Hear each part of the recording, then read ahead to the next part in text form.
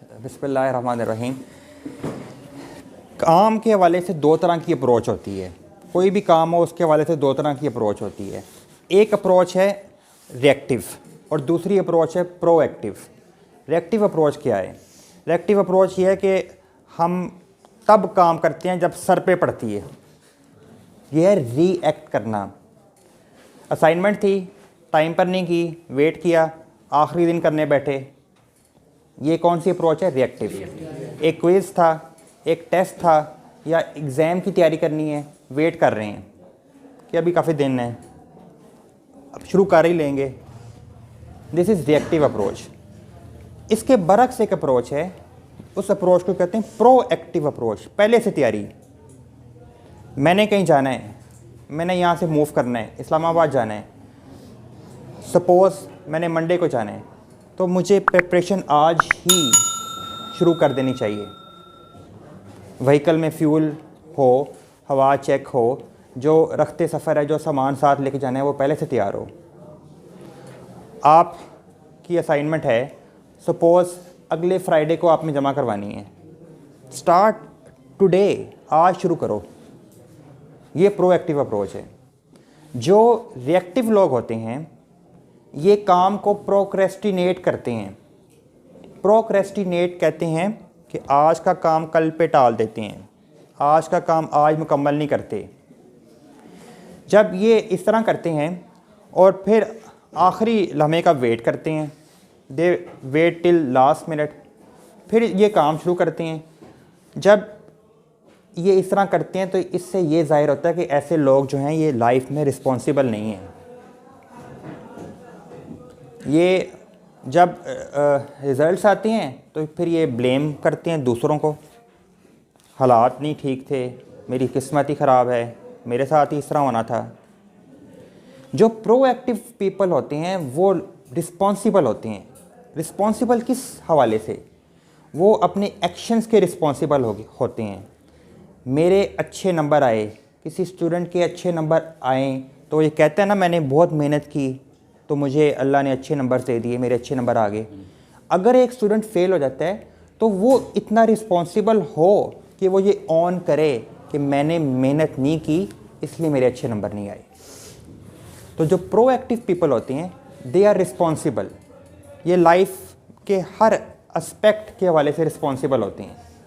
ये अपने एक्शन से भी पहले जो हम माइंड में डिसीजंस करते हैं, ये अपने डिसीजंस के रिस्पॉन्सिबल होते हैं, ये अपने एक्शंस के रिस्पॉन्सिबल होते हैं, ये अपनी कामयाबी और नाकामी के भी रिस्पॉन्सिबल होते हैं। जब तक आप दूसरों को कसूरवार ठहराओगे तब तक आपकी अपनी इस्लाह नहीं हो सकती।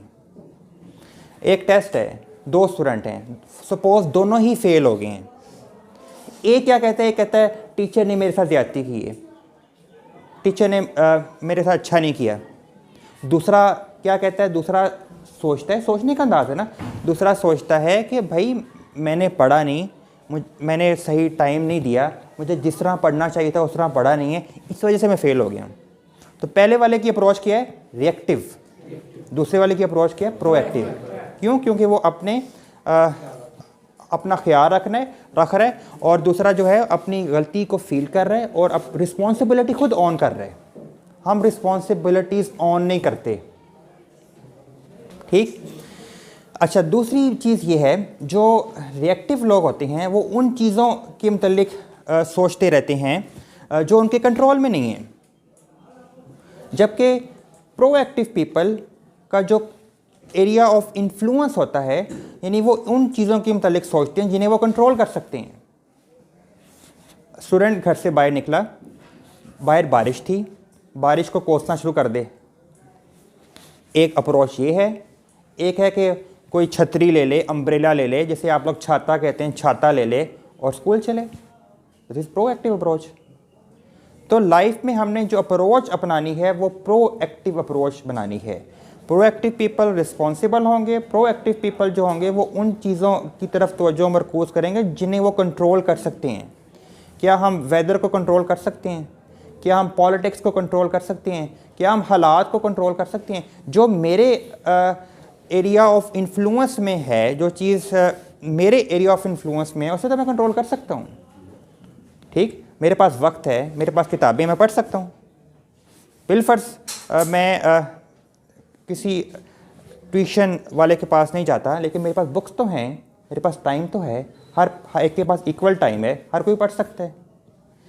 अच्छा, जब बात आती है रिज़ल्ट्स की, तो रिएक्टिव लोग ब्लेम गेम करते हैं, फ़लाँ की वजह से नहीं मैं पढ़ सका, हालात की वजह से नहीं मैं पढ़ सका, गुर्बत बहुत थी नहीं पढ़ सका, बस ये ना होता ना, ये वाक़या ना होता तो मैं पढ़ लेता। वो दूसरों पर इल्ज़ाम लगाएंगे, और जो प्रोएक्टिव होंगे दे विल ऑन रिस्पॉन्सिबिलिटी। ठीक है, आगे ये है कि ये वाले लोग, रिएक्टिव लोग जो होंगे, ये अनहैप्पी होंगे। क्यों? क्योंकि ये प्रॉब्लम्स को काउंट करेंगे, ये प्रॉब्लम ओरिएंटेड होंगे, और ये सोल्यूशन ओरिएंटेड, ये हल निकालेंगे। देखो, हर एक की लाइफ में प्रॉब्लम्स आते हैं और आने हैं, आखिरी लम्हे तक आने हैं। एक अप्रोच है कि हम मसाइल कोई डिस्कस करते रहें, एक अप्रोच है कि हम हल ढूंढें, आगे बढ़ें, ज़िंदगी आगे बढ़ने का नाम है। ठीक, तो जो रिएक्टिव लोग होंगे ये अनहैप्पी होंगे और प्रोएक्टिव हैप्पी होंगे।